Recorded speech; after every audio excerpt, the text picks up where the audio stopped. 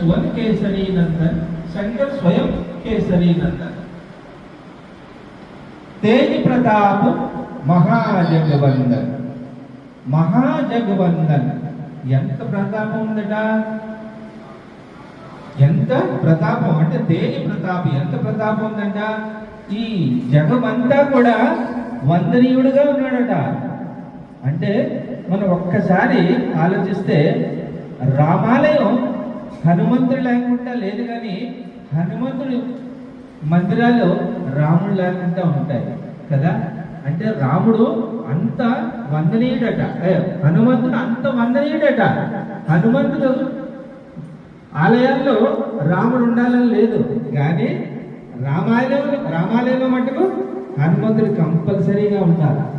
అయితే ఇక్కడ స్వామి అంటే దానికి అంతరార్థం చెప్పారు ఏంటంటే, హనుమంతుడు అంటే ఆంజనేయుడు ఆలయాల్లోని రాముడు లేడు అని కాదు. ఎందుకు రాముడు